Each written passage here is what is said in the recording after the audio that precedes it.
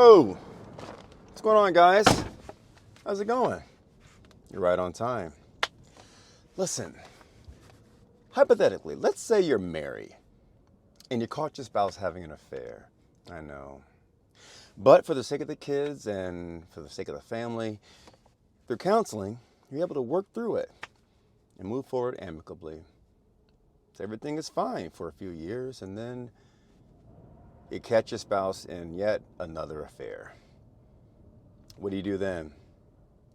Well, one thing you better not do is any weird Google searches on the things that you'd like to do to them. And make sure you guard your account if you share it with others so that they don't do any searches like that, because if that happens, you could be looking at a murder rap. Such is the case as today's subject, and we're going to get into it. It's a lot to cover. But in the meantime, why don't you just meet me in the kitchen? I'll see you soon. All right.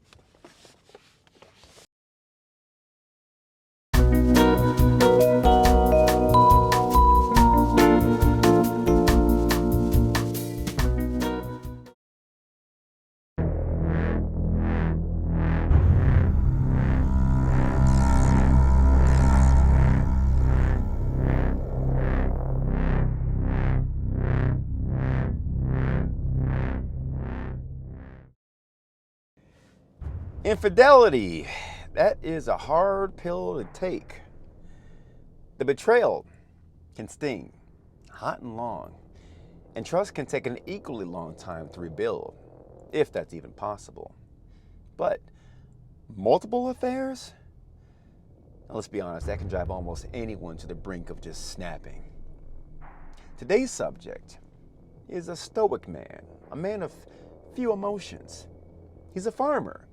Some would say a farmer's farmer, born and raised in the Midwestern heartland.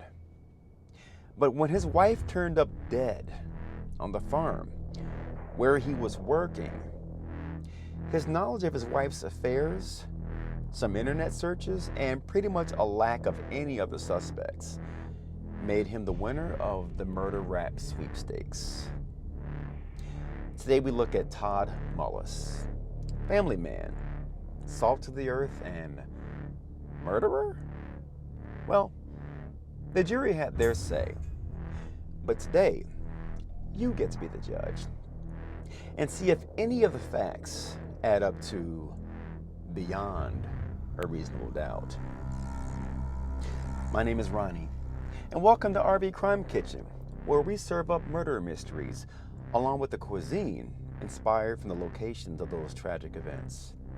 Right here from my RV in the heart of New York City. The location of the crime, Earlville, Iowa. Today's dish, stuffed Iowa chops. So you know how we do. Let's cook.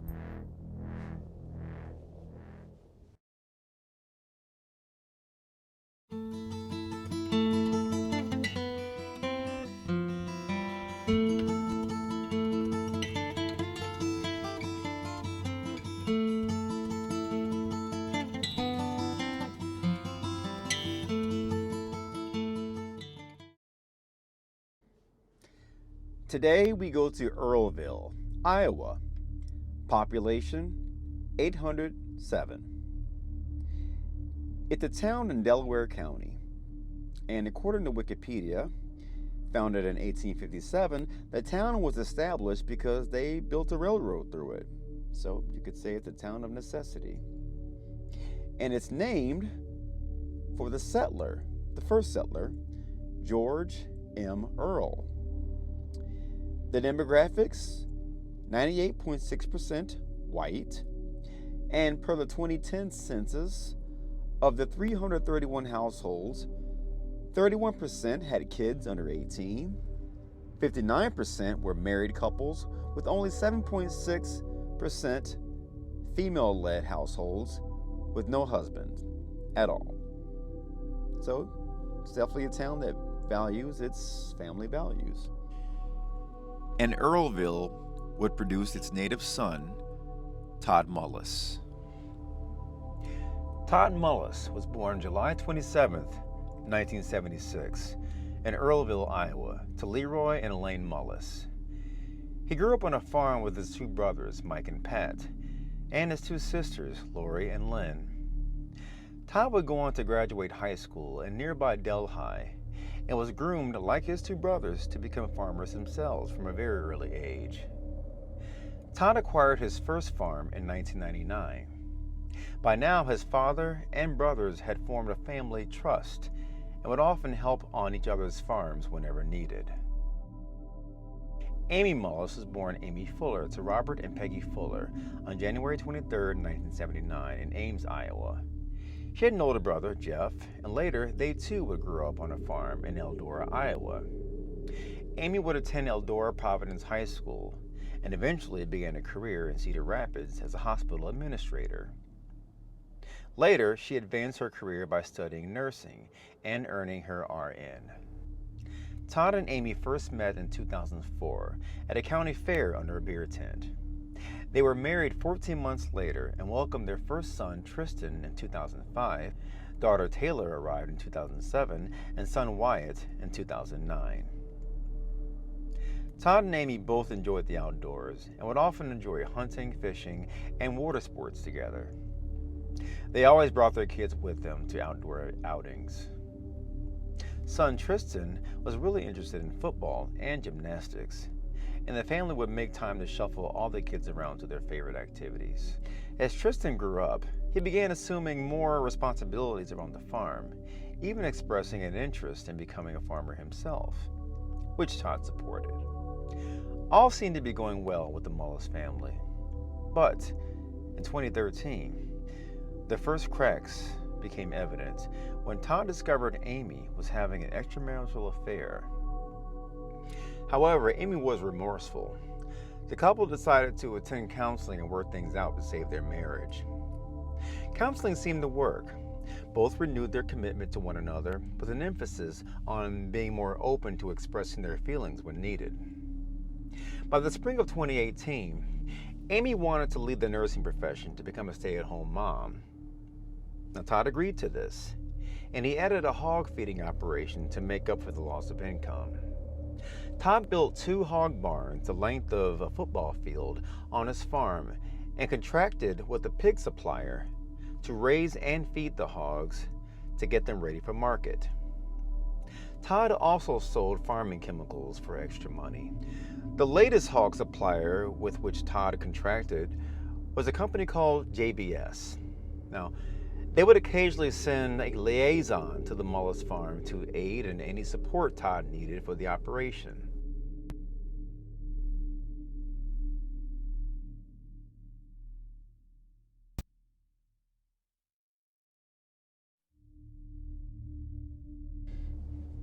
This liaison was named Jerry Frazier.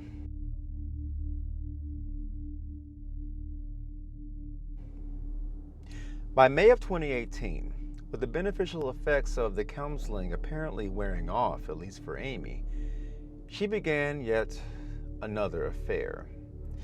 This time with Jerry, a married man.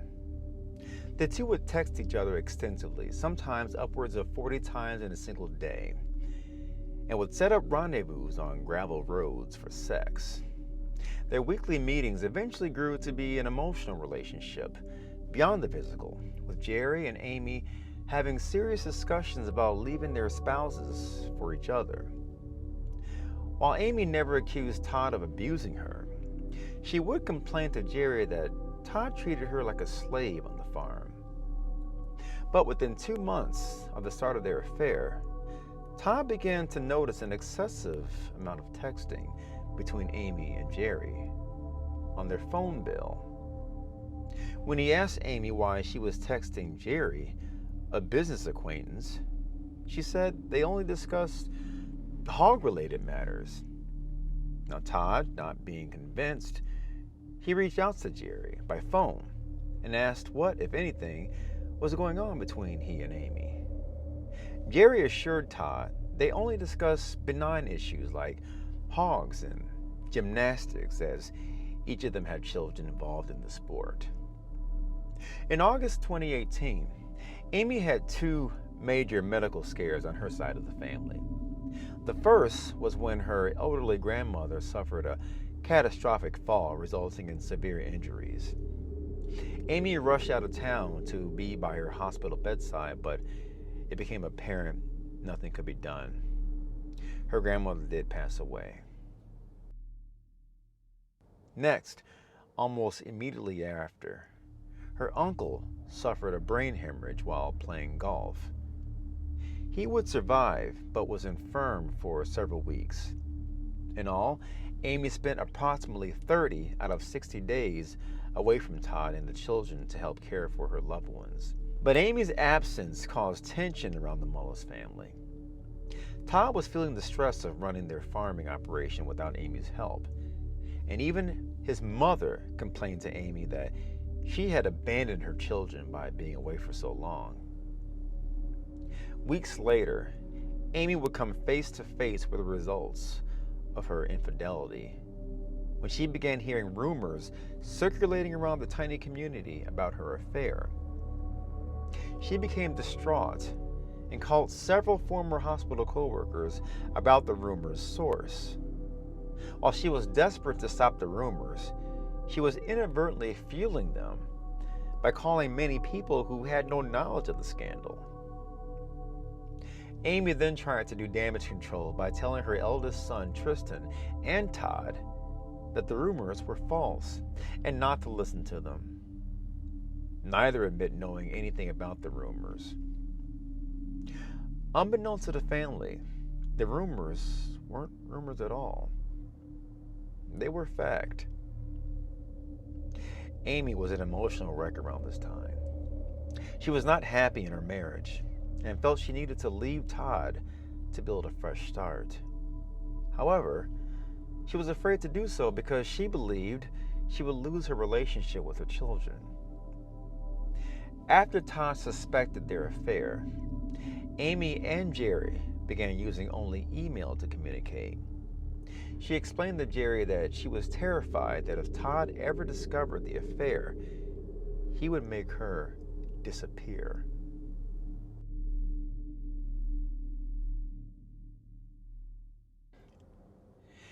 It started the morning of November 10th, 2018. Todd and eldest son Tristan awakened early that morning, intending to do some field work on one of Todd's brother's farms. However, the ground was frozen that morning, so the two decided to return to the Mullis farm and work with the hogs that morning instead.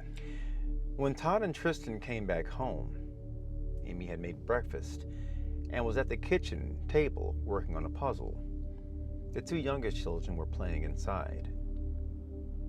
After eating breakfast and planning their day, Todd and Tristan set out for the hog barn. Amy soon joined them in the barn and began working.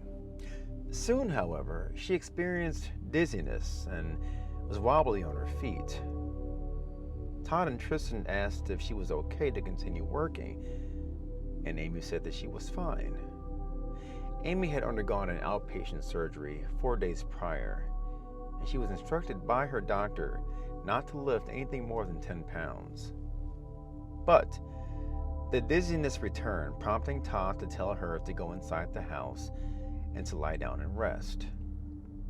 Todd then asked Amy if on her way back home, if she would retrieve the pet carrier that was inside of the shed on the property.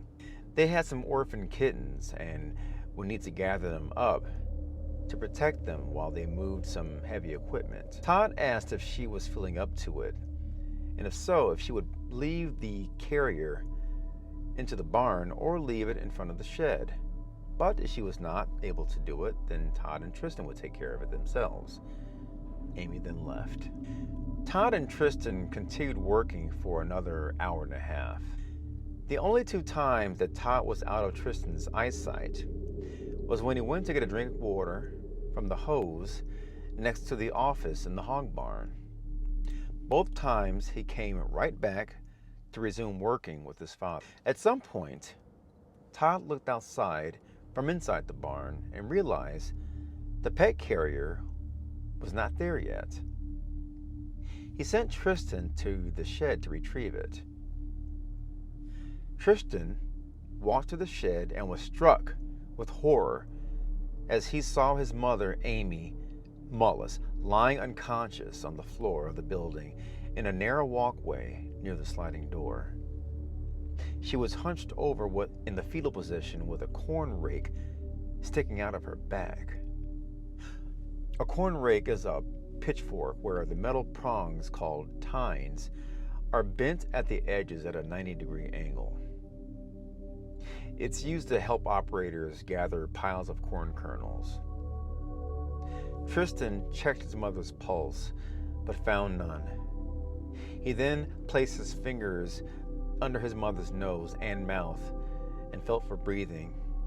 He felt none and yelled for his father to come. Todd came running into the shed. He removed the rake from Amy's back and told Tristan to pull the pickup truck around outside. When Tristan returned with the truck, Todd was carrying Amy by her underarms. Tristan almost passed out at the sight of seeing his mother unconscious, but Todd urged him to stay alert. Todd loaded Amy into the truck and laid her head across Tristan's lap as he sat in the passenger seat. Todd took the wheel and sped down the road to the hospital. While driving, he called 911 and told the dispatcher that his wife had fallen on a corn rake. The dispatcher asked if he could pull over to perform CPR. Todd yelled he would do anything. Todd pulled over, and while Amy was lying in the reclining passenger seat, Todd began chest compressions. Tristan stood by the side of the road to flag down first responders. When they arrived, they took over rendering CPR before loading Amy into the ambulance. Amy was rushed to the ER, but could not be saved. Amy never regained consciousness. Family, friends, and investigators arrived at the hospital, then later to the Mullis farm. Police interviewed friends of Amy who said she was having an affair with Jerry Frazier. That was common knowledge. Police wanted to speak to Jerry to learn his whereabouts when Amy died. Jerry readily admitted to police that he and Amy were having an affair. He gave investigators his phone, and at the time of Amy's death, he was 45 minutes away with his son. Cell tower records would confirm his alibi. Police also confirmed that Jerry's wife, Christy, was at a charity function with dozens of people able to vouch for her location at the time of Amy's death. On November 16th, almost a week after Amy's death, it was time for Todd to sit down with investigators. Todd admitted he and Amy had a rough patch in 2013 when he caught her cheating, but insisted they had been mostly happy since getting therapy and working on their marriage. However, police challenged Todd on this and asked him, had there been any reason to suspect any infidelity recently? Todd said no. Then they asked him if he knew who Jerry was, and Todd said he's just a guy who comes onto the property occasionally to help with the hog feeding operation. Police then asked Todd how his relationship with Jerry was. Todd said it was fine. In fact, Jerry had once given he and Amy tickets to an event. Todd was asked how Jerry's relationship was with Amy, and still, Todd mentioned nothing of his suspicion of the two having an affair just months earlier. After a few more throwaway questions about Tristan, investigators left the interview room to get some water. For 3.5 minutes, Todd, alone with his thoughts and his half-truths, decided he would come clean. When the investigator returned, Todd admitted he had suspected Jerry and Amy of having an affair back in the summer, citing the excessive number of text messages between them. But he said he was satisfied that nothing was going on after speaking to Jerry and his wife. The investigator then confirmed with Todd that there was no one else on the farm that morning other than the family.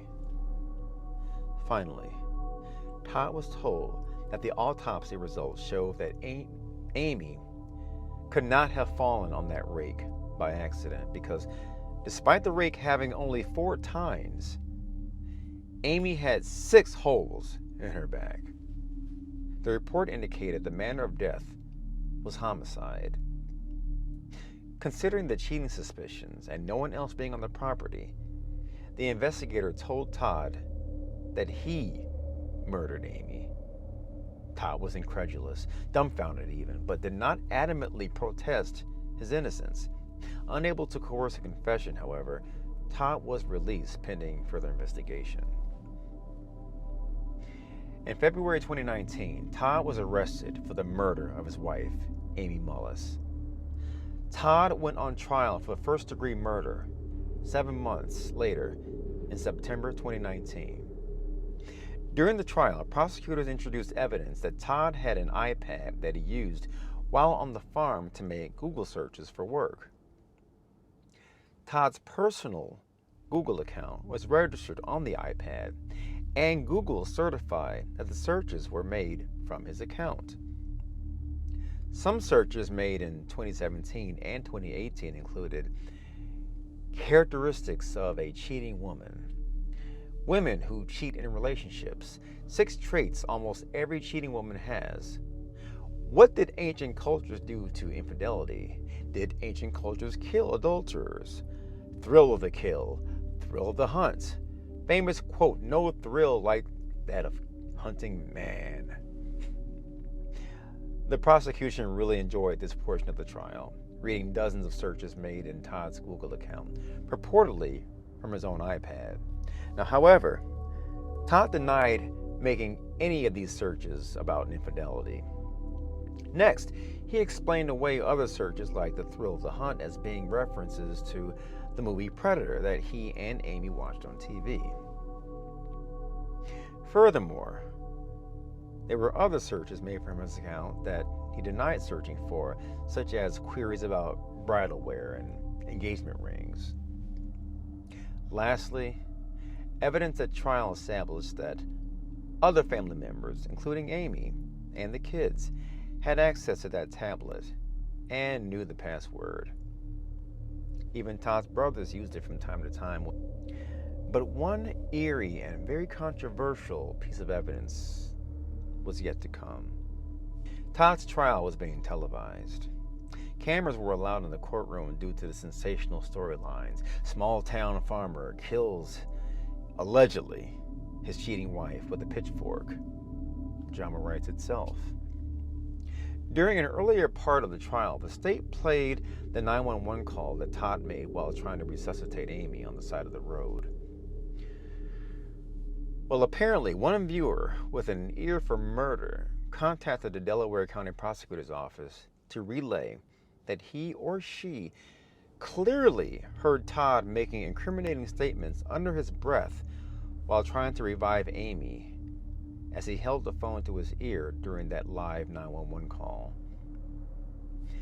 Now armed with this apparent revelation, the state replayed the relevant portions of the call and asked Todd, who took the stand in his own defense, if he believed he heard muttering under his breath. But listen for yourself and you be the judge.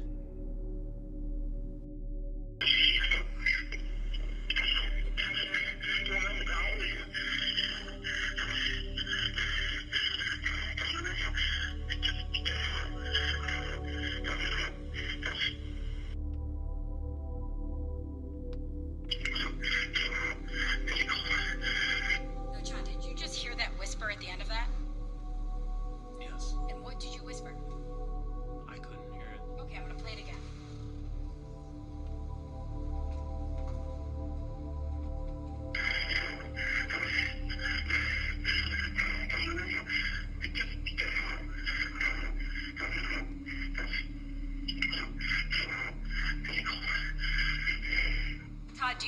cheating whore right there? No. So you don't remember what you whispered? No. Okay, I'm gonna play another clip for you.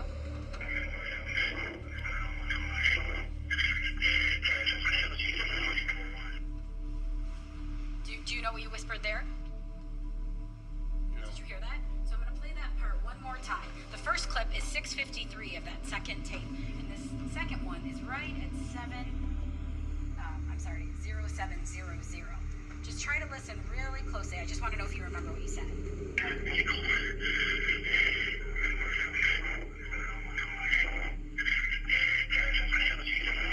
Right there, do you say "go to hell, cheating whore"?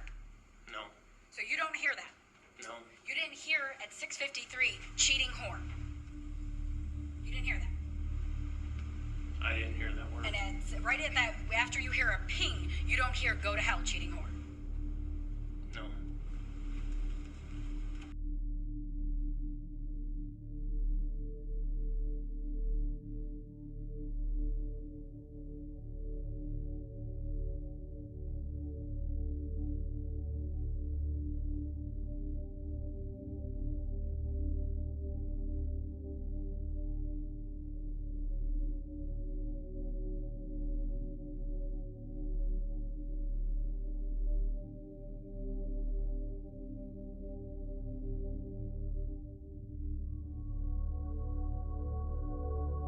Now, whether or not the jury believed Todd was calling his dying wife a cheating whore on an active recorded 911 call as he performed CPR, the jury returned a verdict of guilty for first-degree murder. Todd was sentenced to the mandatory life in prison without the possibility of parole. People have mixed feelings about this verdict. Many find it difficult understanding how the jury could find guilt beyond a reasonable doubt. The internet searches didn't help Todd. That's true. But I don't think they were the deciding factor, nor was the 911 call. No. What convicted Todd was Amy's affair and his suspicions of her infidelity, plus the lack of any other suspects who had the opportunity at the time of her death. In my opinion, the state merely raised reasonable doubt as to whether anyone else could have killed Amy, not proof beyond a reasonable doubt that Todd committed the murder himself. That's simply not the standard for taking someone's liberty away from them under the American justice system. I also don't think his lawyer did him any favors with the defense that they put on. But I'd love to hear your thoughts on it. Specifically, do you think it would have made a difference had Todd's attorney hired an expert to see how much time it would have taken for Todd to run the length of where he was inside that football field length barn, look for Amy, find her, kill her, then run back to the barn and continue working without being short of breath in time for his son to return from those water breaks? Also, do you think a tech expert would have been helpful to have the jury understand that you can have multiple devices with your Google account active, and unless other users with access to it sign out of your account and sign into theirs before doing a search, it can look like you did them? Neither one of those defenses were made at trial. Now, Todd did file an appeal to his murder conviction, and it was heard and denied February of this year, 2022. The appeals court reasoned that, predictably, that Todd's internet searches amounted to research on how to kill Amy, and that he was angry over her cheating, and that he alone had the opportunity to take her life at that time.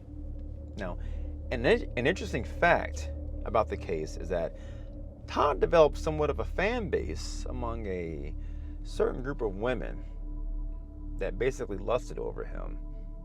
They even formed a Facebook group, which I don't even think Ted Bundy's fans had. Now, as in most of these cases, it's a shame that the young children have to be essentially orphaned and shamed by this horrible family tragedy. My best to them and Amy's family. Also, guys, I hope you enjoyed the Iowa chops. The glaze was delicious in my opinion, and I really love the texture that the stuffing and the corn provided. So let me know how you liked yours. I will admit mine were a tad overcooked, as you could probably tell by the color and the texture, but I still enjoyed it, depending on how you like your pork chops. But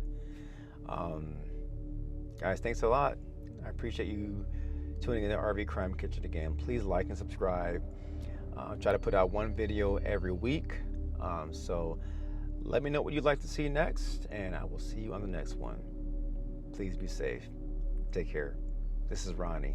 I'm out.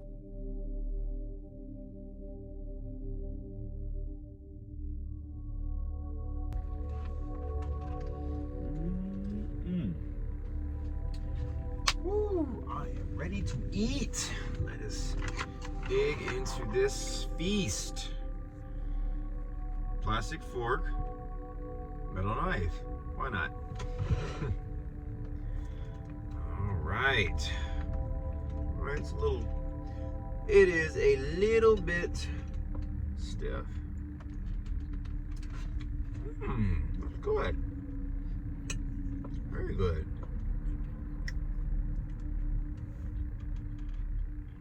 Not bad.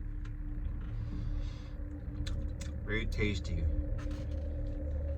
Rosemary is awesome. Oops. And love the honey. Sauce is amazing.